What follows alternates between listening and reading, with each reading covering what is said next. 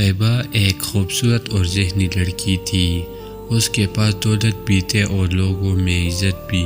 School اور college میں ہمیشہ سب اس کی تعریف کرتے تھے، مگر آہستہ آہستہ طیبہ کے دل میں غرور پیدا ہونے لگے۔ وہ سمجھنے لگی کہ اس کی کامیابی صرف اس کی محنت اور قابلیت کی وجہ سے ہے اور باقی لوگ اس کے مقابلے میں کچھ نہیں۔ دوستوں کی محفل میں وہ ہمیشہ اپنے پڑھائی جاتا تھی۔ اگر کوئی اور اچھا بات کرتا تو وہ فوراً اس کے خامیاں نکال دیتا۔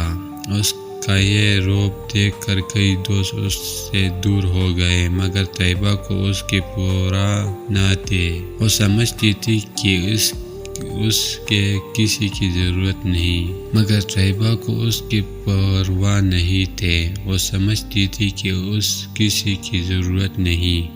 وقت گزرتا گیا اور ایک دن ایسا آیا کہ طیبہ کی کمپنی میں نئے لوگ آئے۔ ان میں ایک عام سی لڑکی حنا بھی تھی۔ حنا بہت عاجزی، نرم دل اور دوسری کی عزت کرنے والی تھی۔ شروع میں طیبہ نے اس کمتر سمجھا، لیکن جلدی ہی سب لوگ حنا کے اخلاق اور روب کی وجہ سے اس کے قریب ہونے لگے۔ آہستہ آہستہ طیبہ محسوس کرنے لگے کہ لوگ اس سے نظر انداز کر رہا ہے۔ ایک میٹنگ میں جب طیبہ نے اپنی رائے دی تو کسی نے زیادہ توجہ نہ دی، لیکن حنا کے بات کو سب نے غور سے سنا اور سراہا۔ یہ لمحہ طیبہ کے لیے کڑوا تھا۔ وہ سوچنے لگے کہ آخر کیوں لوگ اس سے چھوڑ کر حنا کی عزت کر رہا ہے۔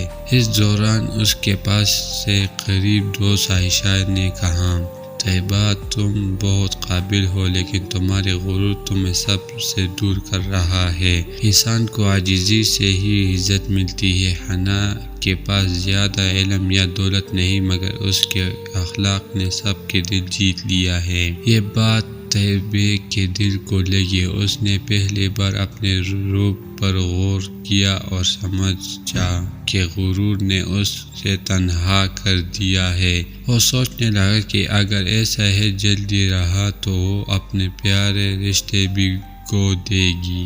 طیبہ نے فیصلہ کیا کہ اب وہ اپنی زندگی بدل دے گی۔ اس نے دوستوں سے معافی مانگی، بڑوں کی عزت کرنا شروع کی اور چھوٹوں کے ساتھ نرمی برتنے لگی۔ شروع میں سب حیران ہوئے، لیکن باہر انہوں نے طیبہ کو معاف کر دیا۔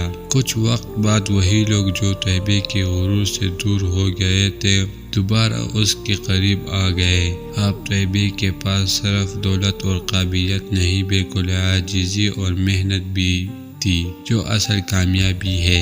سبق: غرور انسان کو سب سے دور کرتی ہے، لیکن عاجزی انسان کو عزت بھی دیتی ہے اور محبت بھی۔